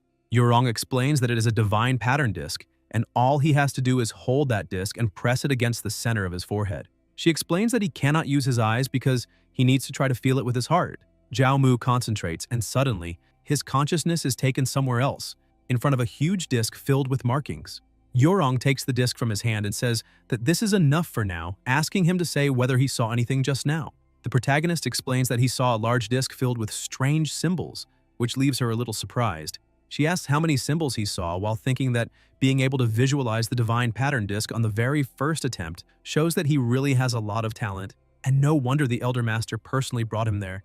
Zhao Mu tries to remember how many symbols he saw in that disc, but he stresses that he cannot remember exactly because maybe there were approximately 1,000, or perhaps a little more. However, he can guarantee that it was not more than 2,000. Yorong is surprised and thinks that he managed to see more than 1,000 divine patterns right away, because on her first time, she only managed to see a few dozen. Zhao Mu asks if those symbols he saw are the divine patterns they keep talking about. She explains that this is exactly it. Everything in heaven and earth follows an order, and what sustains that order are the divine patterns hidden in the corners of space. Divine patterns are everywhere and exist in an absurd variety. No one knows for sure how many types exist in the world. She has studied formations since she was a child for more than 30 years now, and even though she has reached grade 6 as a formation master, she has only mastered a little over 6,700 variations. The protagonist is surprised, asking if she really managed all that, and questions whether that means his aptitude to become a formation master is poor. Yorong becomes irritated, thinking that maybe he only wants to show off because he saw almost 2,000 patterns on his first try. However, she decides to let it go and stresses that now that the protagonist has managed to see divine patterns, he needs to learn how to control them. He becomes excited and asks her to show him what needs to be done. She asks him to pay attention, and suddenly the two are taken into a subspace. Completely surprised, he asks if that is a formation. Yorong says it is not exactly like that, but he can call it that because it also works. She starts controlling some things, saying that this is her current strength. She can use the divine pattern disc to alter the patterns and create certain scenes. But suddenly she starts feeling a little dizzy. The protagonist notices this and holds her before she falls, asking if she is all right. But with her breathing heavy, Yorong says that she is fine, because manipulating divine patterns consumes a lot of energy. She pulls herself together and says that he does not need to help her, because she is already better. She explains that this happens because, although she has good mastery over formations, her aptitude in cultivation is very low, and she is still stuck at the peak of foundation establishment. The protagonist is surprised, saying that advancing to core formation should not be that difficult, and asks whether a grade 5 origin nourishment pill cannot solve this situation. Yorong stresses that not even grade 6 pills work on her. The Elder Master said that her purple mansion was damaged from birth, and her meridians cannot properly accumulate energy. Unless she can obtain a grade 8 origin gathering pill, she has no chance of reaching core formation. Zhao Mu thinks of a great idea and calls her, saying that if he manages to get an origin gathering pill for her, then what would she give him in return for that favor? She becomes very excited, saying that if he can get a grade 8 origin gathering pill, she will sell everything she owns, even break open her money jars and gather everything to give to him. Zhao Mu says that she probably already knows that a grade 8 origin gathering pill is not something that can be bought with money alone.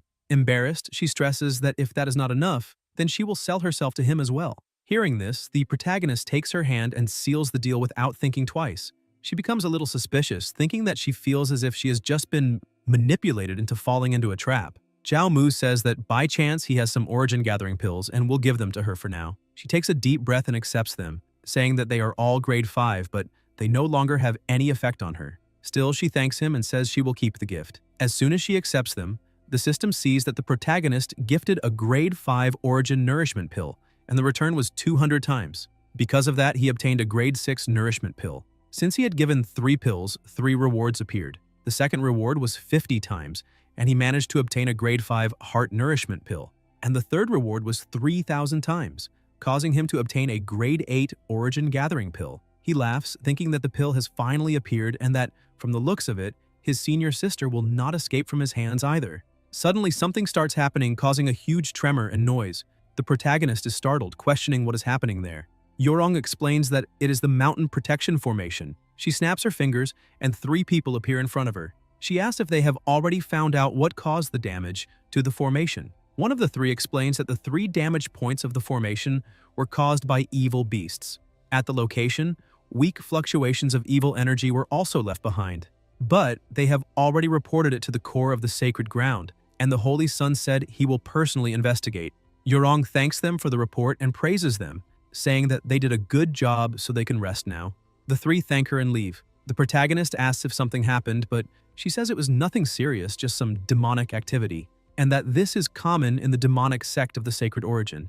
Zhao Mu asks if the demonic sect is not already a demonic faction, so why are there still evil entities causing trouble inside it? Yorong stresses that since ancient times, the Jianwu continent has been divided between 2 great factions, the human race and the demon race, which hate each other deeply. In this kind of situation, the position of the demonic sect of the sacred origin ends up being very complicated. They are not accepted by the demon race, nor trusted by the human race. Who knows how many people see them only as a thorn in their side? The protagonist finally understands. Because of that, it is not strange that humans and demons cannot live peacefully inside the sect. They return to the lodging, and she stresses that she used up a lot of energy just now, so she will go upstairs to rest before continuing to teach him. The protagonist says that is fine and that there is no problem at all. Before going upstairs, she stresses that he can walk wherever he wants, but he's not allowed to go up there.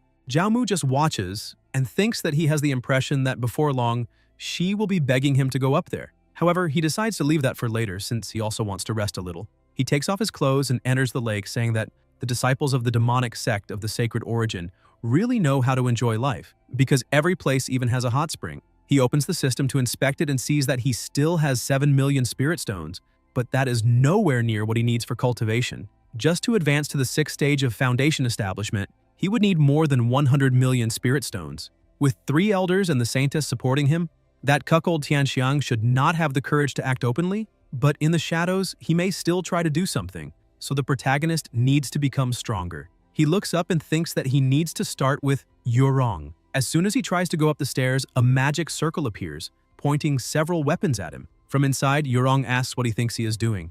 The protagonist points out that he was only curious about what is upstairs, because that fragrance is strange, and she should not take it the wrong way. While she was bathing, she looks back and asks if he really thinks she does not know what he is trying to do. But either way, he cannot go upstairs. That upper floor has long been protected by several layers of formations. Even someone in the nascent soul realm would struggle to force their way into that place. Zhao Mu uncorks the bottle, telling his senior sister that she is mistaken, because he thinks he can go up there and sit for a while to rest. And she will be the one inviting him up herself. As soon as she smells it, she quickly leaves the bathroom and goes to him. She stares at the grade 8 origin gathering pill while the protagonist stares at something else. She grabs his hand, asking where he got it, and tells him to hurry up and let her see it. But he steps back. She tries a different approach and, with a sweet voice and a charming smile, calls him closer. She begs him to let her take a better look at the origin gathering pill, because she only wants to confirm whether it is truly authentic. Jiaomu says that she can look but not touch, because she might swallow it in one gulp and then say it was fake. Then how could he argue with her, since there would be no way to prove it? Yorong swears that she will only look and will not touch it until he gives permission. But while making that oath, her towel accidentally falls. The protagonist is surprised, and she, embarrassed, says that it had nothing to do with that. Without clothes or a towel, she asks him to stop fooling around and follow her upstairs. As she climbs the stairs, he was seeing paradise. Zhao Mu laughs, saying that this really made him go up. Not long after, inside the upper floor, he shows her the pill and asks if she is done looking. Yorong stresses that, without a doubt, it truly is a grade 8 origin gathering pill. Since she cannot lose that opportunity, she moves closer and shouts, telling him to name his price, because even if she has to give up everything she owns, she will buy it. Zhao Mu says that, in truth, he's not exactly short on money. However, he smells something very good and asks where that scent is coming from. Yorong shows him a plant and asks what he thinks about exchanging it for the pill. The protagonist says that, like this, she is trying to take advantage of him because no matter how fragrant that orchid is, it is not worth more than an origin gathering pill. Yorong explains that it is not an ordinary orchid. Its name is the immortal blue Ganoderma, an extremely rare spiritual herb. Her father obtained it by chance while exploring an ancient secret realm in search of an origin gathering pill for her. Elder Dung personally appraised it and said that it is a grade 8 spiritual herb still in its growth phase. When it matures, she thinks it may even surpass the level of a spiritual herb and become a priceless treasure-level herb. Zhao Mu is surprised by this explanation, and she takes advantage of the moment, saying that if he accepts the trade, she can also add another 50 million spirit stones. Zhao Mu thinks that indeed that orchid is already worth the trade, but judging by how anxious she is, he can squeeze a little more out of her. The protagonist says that even though that orchid is very valuable, the cost of cultivating it until it becomes a treasure herb must be absurd. And perhaps he might not even live to see the day it matures, even if he waits hundreds of years. Yorong becomes worried, saying that the protagonist is indeed right because it takes a very long time for the orchid to fully mature. She stands up and says that she has a new option because she will add another benefit for him. The protagonist asks what kind of benefit, and she places her hand on her chest, saying that it is right there, and tears off her own bra. Zhao Mu is surprised by the proposal, but asks what kind of person she thinks he is. But Yorong, embarrassed, says that he misunderstood everything and asks him to look properly, only for it to start transforming into something else. She explains that it is a grade 7 defensive Dharma treasure her father gave her called the Dragon Tendon Armor. It was made from dragon tendons and scales, can change form, and its defense is absolute, able to withstand attacks from nascent soul experts for a while. Zhao Mu takes the item, stressing that it really is incredible, and asks if she is willing to give it to him. Yorong points out that she spends the entire year in the Formation Valley studying formations, and almost never leaves, so it will not be missed much by her, since she does not take many risks. Zhao Mu takes off his shirt to put on his new item, thanking her and saying that he will accept it. Yorong stares at the protagonist's body and is impressed, thinking that his body, as a man, can truly be incredible. As soon as the item adapts to the protagonist's body, he looks at her and notices that she was staring. She tries to hide it, but Zhao Mu had already noticed. He thinks that perhaps he will make use of the spirit stones the Saintess had given him. Zhao Mu calls her and says that he has already received too much from her and even feels embarrassed about it, so he will return those spirit stones. She becomes suspicious but accepts them. The system detects that he gifted 50 million spirit stones, and the return was 200 times. Because of that, he obtained 10 billion spirit stones. He laughs, saying that now he will no longer need to worry about cultivation resources. Zhao Mu says that he feels his cultivation is advancing and asks if there is any room she can lend him for cultivation. She explains that he only needs to go out the door and turn right, but she is impressed because the protagonist had just advanced and was already about to advance again. From the looks of it, he is a true monster. He enters the room and closes the door and asking the system to start his cultivation. He concentrates and begins spending his money. 3 days later, Yorong was sitting there, pointing out that 3 days have already passed and wondering how the protagonist is doing. Meanwhile, inside the room, he was still cultivating until suddenly, a very powerful energy begins to emerge from his body. He reached the 8th stage of foundation establishment. His body had changed drastically, and he says that those 10 billion spirit stones were exactly enough for him to reach the 8th stage of foundation establishment. From the looks of it, his constitution is truly frightening. Suddenly, he hears someone asking if he made another breakthrough. The master appears, saying that he is an excellent disciple, and asking how he has been over the past few days. The protagonist greets him and explains that his senior sister has already taught him quite a lot, mainly about formations, and that he can already feel the fluctuations of divine patterns. Young explains that he was not talking about that. The protagonist becomes confused and asks what exactly he is talking about. The elder asks what the protagonist thinks of Yorong and whether he likes her. Zhao Mu is surprised by that question coming directly from the elder master. Young says that he does not need to be so frightened because he needs to understand one thing, that girl's identity is not simple at all. She came from the depths of the forest of 10,000 demons and belongs to the bear tribe. Her father is a powerful expert in the tribulation transcendence realm, someone with enormous influence across the entire demon race. So if Zhao Mu can marry Yorong, he will easily save 1,000 years of effort. The protagonist laughs and says that his priority right now is cultivation, and that he is not very interested in romance. But the truth is that with the help of the system, his advantage is already enormous, and he will not give up the entire forest just because of one tree. Suddenly, another person starts shouting Young's name, telling him to hand over the disciple already.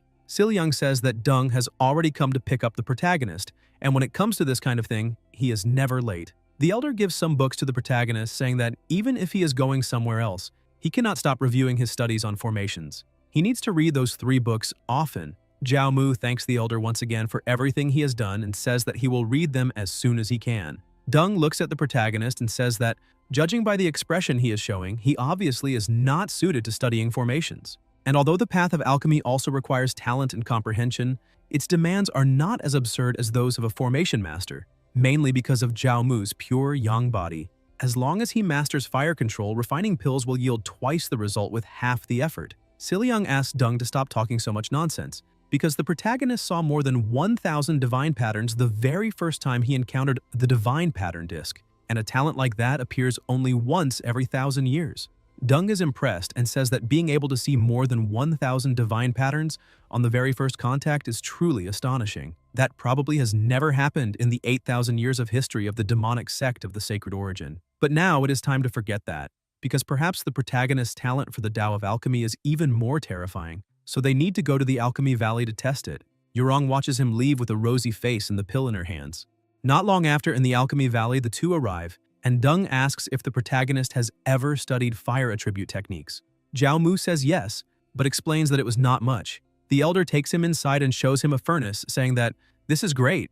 All he has to do is use his fire attribute to heat that alchemy furnace, because he will continuously add medicinal herbs, and the protagonist only needs to control the temperature so they do not turn into ashes. Zhao Mu says that he understands and says that he will do his best. He begins controlling the fire, but Dung is impressed and thinks that this pure yang fire is truly dominant. However, he notices that it looks more like true solar fire. This is the highest level among alchemy flames, and it seems that that brat's aptitude is even greater than he had imagined. The pill is quickly completed. Dung laughs happily, saying that refining a superior grade pill on the very first attempt shows that he really is a prodigy among millions. The protagonist tells his master that perhaps he is exaggerating a little, but the elder says that if he is not mistaken, the protagonist has awakened the Crimson Yang's sacred body, because only the Crimson Yang's sacred body can manifest such pure, true solar fire. Zhao Mu says that is right, however he only knows how to use the blazing flame palm and his control over fire is still very superficial. Dung stresses that this does not matter. In that alchemy valley, besides alchemy itself, they are also experts in fire attribute techniques. Because of that, the protagonist can go choose some techniques to practice and can choose whichever ones he finds most suitable. They go to the scripture pavilion, and as soon as they enter, the protagonist is impressed by the amounts of pills. That place has so many pills stored that it almost looks like the demonic sect's warehouse. Dung explains that those are only some inferior pills refined recently. Those of grade 5 or higher are stored in the treasure pavilion at the central sacred ground. The elder picks up some techniques and hands them to the protagonist, saying that those are all earth grade techniques, and he can choose among them. The mystic grade and yellow grade ones probably will not draw much attention. The protagonist looks at the techniques. Among them are the Crimson Flame Tyrant Classic, the Scarlet Flame Hegemon Scripture, the Earth Abyss Fire, the Burning Wood Blood Rainbow, and the Endless Life Art. Part of him points out that he would like to take them all, but too much greed can bring great trouble. He thinks that the Scarlet Flame Hegemon scripture is an extremely pure and very domineering fire attribute technique. Perhaps it is not ideal for alchemy, but it is excellent for combat. However, the Endless Life art is also excellent. Besides strengthening the properties of herbs during alchemy, it can also heal injuries. So, he decides to choose those two. The elder is surprised and walks over to the protagonist, saying that it is not bad for a cultivator to be competitive and fearless. However, if that old man Jean tries to convince him to train in the Forest of 10,000 Demons, he must not listen to his madness, because that man is famous for being reckless and would easily throw the protagonist alone into a nest of demonic beasts to fend for himself. Zhao Mu thanks his master for the teachings and stresses that he will remember this. The elder laughs, saying that he only needs to be careful because he does not want to see such a promising disciple die so early. While the two are talking, someone knocks on the door calling for the master. A girl named Tao Subai enters and says that the senior brother's residence has already been prepared, asking if the master has any further instructions. Dung introduces her, saying that her name is Subai and that from now on, she will help the protagonist with his introduction to the Tao of alchemy. As soon as the two leave, the protagonist tells her that she must have become the master's disciple before him, so why did she just call him senior brother? Subai explains that the protagonist has just been accepted as the elder's personal disciple, so his position is higher than that of the inner sect disciples. After walking for a few minutes, she shows him a house, saying that this is the residence of personal disciples. The clothes, food, and all daily necessities have already been prepared for him. In addition, she says that she lives nearby, and if he needs anything, he only has to call and she will appear immediately. The protagonist smiles, asking if she really will appear for anything, and moves closer, holding her by the waist, asking if she would even appear to warm his bed a little. The protagonist thinks that this girl is far too serious, so he feels a little tempted to tease her. But Subai becomes extremely irritated, asking him to stop talking nonsense, because although she calls him senior brother, if it were based only on brute strength, she could crush him with just one hand. Zhao Mu becomes startled and says that he was only joking. Still irritated, she simply turns around and leaves. But the protagonist thinks that this woman's aura is even stronger than Niu Ao's, who is half a step from nascent soul. This means that she is an expert at the nascent soul stage, or something very close to it. The protagonist starts following her again and she takes him to a furnace. After explaining a few things, she says that if anything is still missing, he only needs to tell her. This time, the protagonist does not joke around and says that there is no problem, and if he needs anything, he will let her know. He takes a look and says that the environment there is quite pleasant, and all the supplies are complete. He picks up some guides and starts reading, saying that although they are only grade 1 pills, their formulas are absurdly complicated. But since he is an active person, he ends up throwing the book aside, saying that it is better to forget it, because just reading about it is useless. He needs to practice. Besides, he can also take the opportunity to test the two techniques he obtained earlier. First, he starts by placing the medicinal herbs inside and combining the techniques of the Scarlet Flame Hegemon scripture and the Endless Life art. He begins heating the alchemy furnace with the two techniques, but realizes that the fire is almost going out of control, so he tries to focus a little more. Quickly, 3 pills are completed. He looks at them and says that they do not look very pretty, but for a first attempt, that result is already excellent. Meanwhile, elsewhere, Elder Dung was watching and points out that that boy truly is a monster. His talent in formations and alchemy is absurd. John appears, saying that even so, the protagonist managed to complete the 4th level of the path to heaven while still at the foundation establishment stage, which shows that his true talent lies in combat. Because of that, he is becoming more and more curious to see how he will perform in the Blood Battle Hall. Dung points out that humans have always had more talent than the demon race when it comes to alchemy and formations. But when it comes to combat, they end up being crushed by the difference in constitution and bloodline. Because of that, he truly hopes that the appearance of that boy can reignite the spirit of the human cultivators who have carried resentment for so long. 3 days later, the protagonist was exhausted, sitting on a mountain of pills. He points out that he was almost finished with his training. However, most of them are ordinary grade 1 pills, but some turned out with fairly decent quality, and for him, this level is already very good. Subai knocks on the door and enters with some special spiritual porridge from the Alchemy Valley. She explains that it helps recover spiritual energy and physical stamina. Zhao Mu quickly takes the porridge, saying that she appeared just when he was running out of spiritual energy, and thanks her very much. Subai looks to the side and shouts in shock, asking if he refined all of that.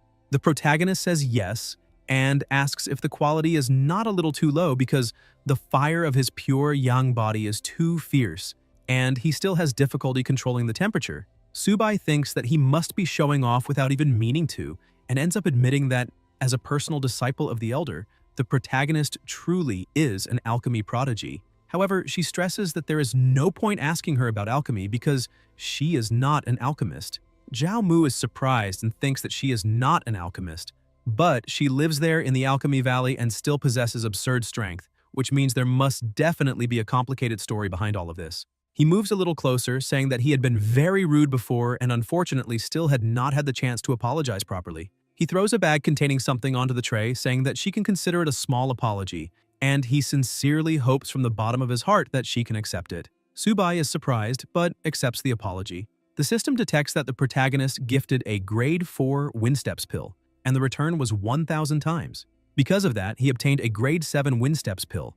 In addition, he had also given her 30 grade 4 Foundation Establishment pills, and the return was 300 times. Because of that, he obtained a grade 7 Spiritual Gathering pill. He thinks that she has beauty and absurd strength. Besides, the return rewards really were generous, so he needs to come here and interact with her more often in the future.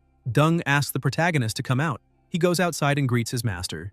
The elder says there is no need for formalities because he saw the progress he made over the past few days. But now, he needs to follow John to the Blood Battle Hall. Zhao Mu sees that John looks tired and asks if something happened. John explains that he had to deal with some clueless trash, and lately, the situation near the sect has been very unstable. The demon race of the Forest of 10,000 Demons is starting to move again. He intended to take the protagonist to train in the forest today, but now it no longer seems appropriate.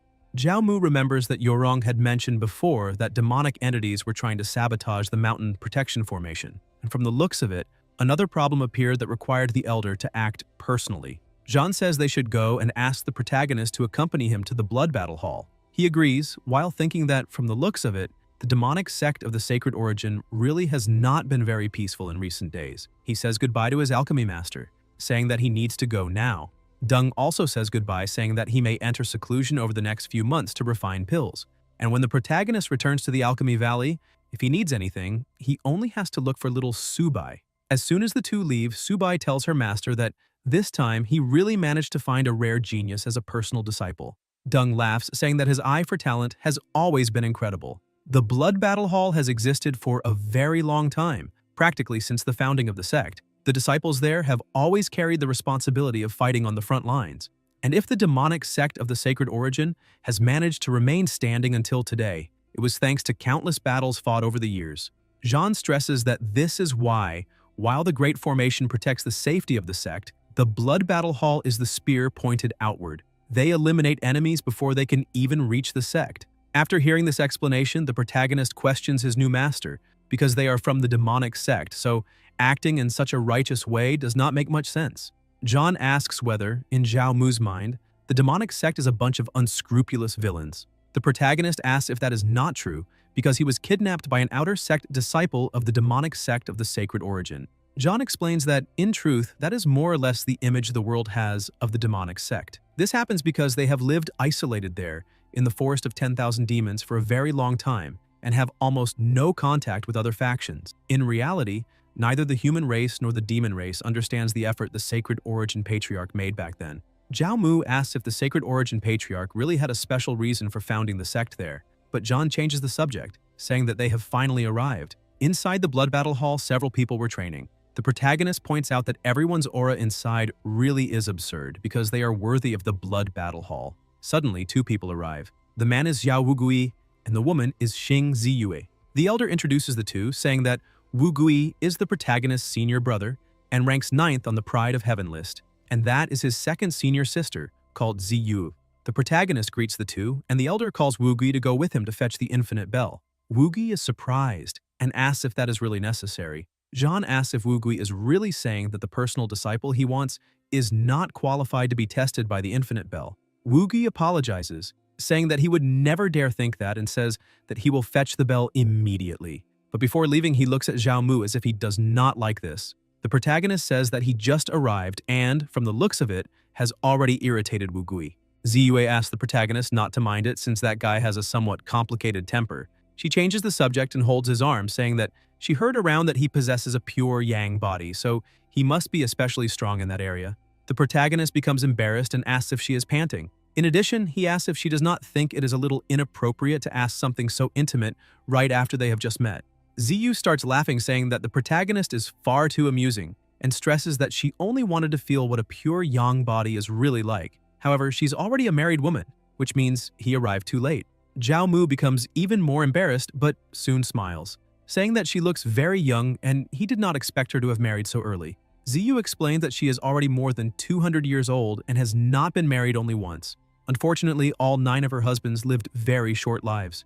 And thinking about it carefully, she is practically a middle-aged woman now, but she has never managed to experience that supreme pleasure of a strong young man.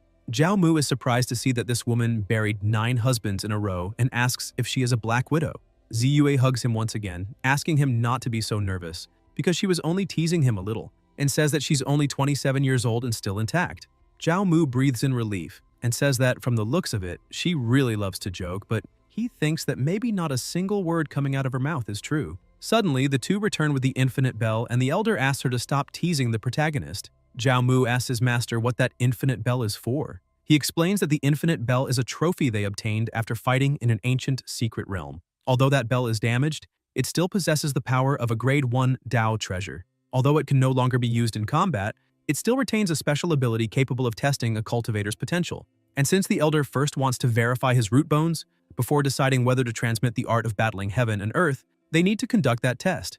Zhao Mu says that he understands and walks over to the bell. The elder asks him to use all his strength and strike the bell with everything he has. The protagonist concentrates and throws an extremely powerful punch at the bell. The sound waves created by it leave everyone impressed, but it was going far beyond normal. The waves traveled across practically the entire continent. A being in a distant place opens his eyes and says that, from the looks of it, the human emperor has finally appeared, and when the young lady learns of this, she will be very happy. But unfortunately, it is already too late.